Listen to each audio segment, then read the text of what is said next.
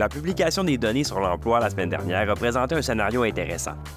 Avec la résolution des grèves à la fois des travailleurs de l'automobile et d'Hollywood au début du mois de novembre, on s'attendait à un rapport normalisé pour le mois de décembre. Eh bien, le résultat, une augmentation significative de 216 000 emplois, dépassant les attentes de plus de 40 000. Par contre, comme c'est souvent le cas, le diable se cache dans les détails. Aujourd'hui, examinons les dernières tendances en matière d'emploi aux États-Unis et ce que ça signifie pour le marché boursier. Bonjour, je m'appelle Pierre-Benoît Gauthier, vice-président adjoint à la stratégie de placement à IG Gestion de patrimoine. Joignez-moi chaque semaine alors qu'on explorera les différentes tendances qui influencent les marchés. C'est la semaine du 8 janvier et encore une fois, les marchés sont en mouvement.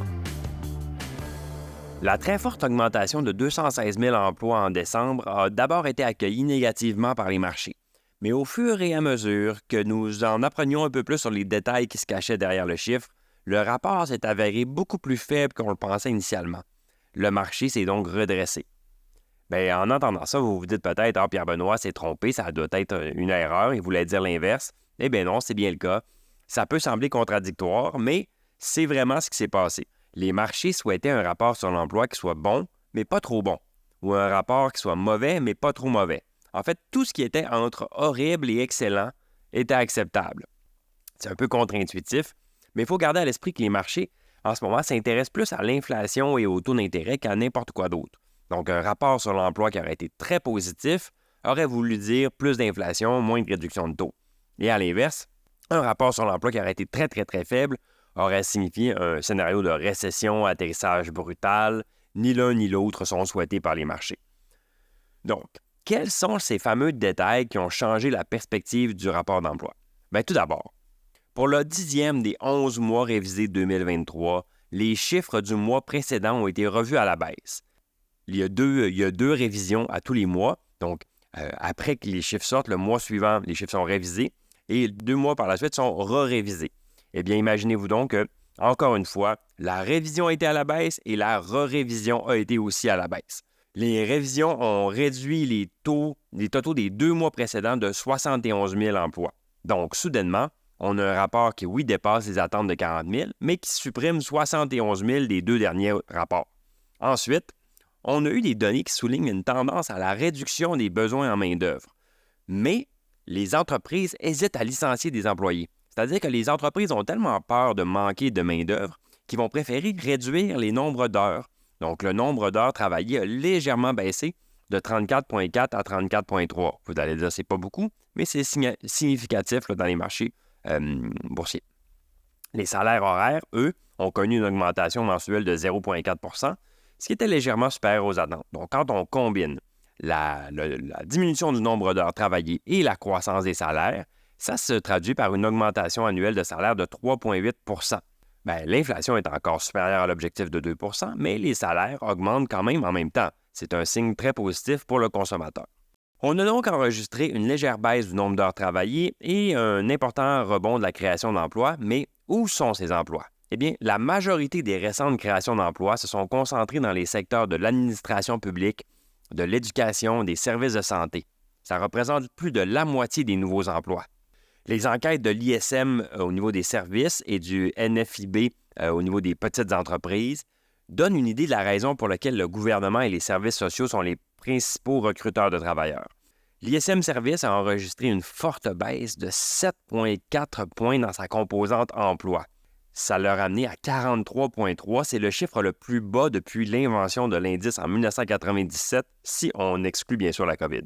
En plus de ça, le rapport NFIB sur l'emploi dans les petites entreprises a montré un déclin de la composante plan d'embauche qui a chuté de 2 points en un mois pour atteindre 16 %, soit le niveau le plus bas depuis juin et juste 1 point au-dessus du niveau le plus bas enregistré depuis la COVID.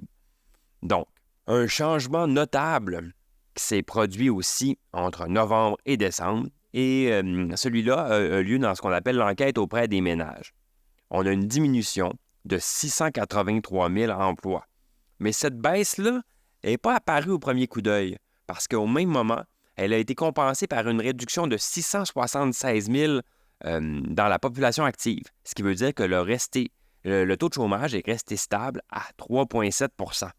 Ce qui prouve une fois de plus qu'on a un nouveau paradigme démographique qui soutient la main-d'œuvre comme on l'avait indiqué dans nos perspectives de 2024. Donc, autrement dit, on a 683 000 emplois qui disparaissent, mais on a 676 000 employés qui disparaissent. Donc, au final, on a un maintien du niveau de chômage. À partir de ce déluge de données que je viens de nous faire, bien, ça devient évident que la situation n'est pas aussi simple qu'on pourrait le croire à première vue.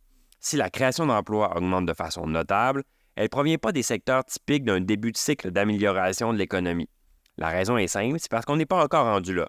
On est encore dans la phase d'atterrissage en douceur.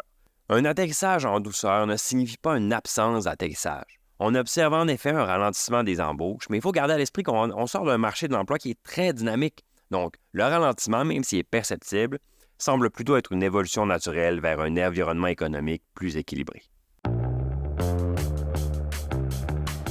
En espérant que vous avez apprécié ce balado, si c'est le cas, partagez-le à vos collègues et amis et on se dit à la semaine prochaine.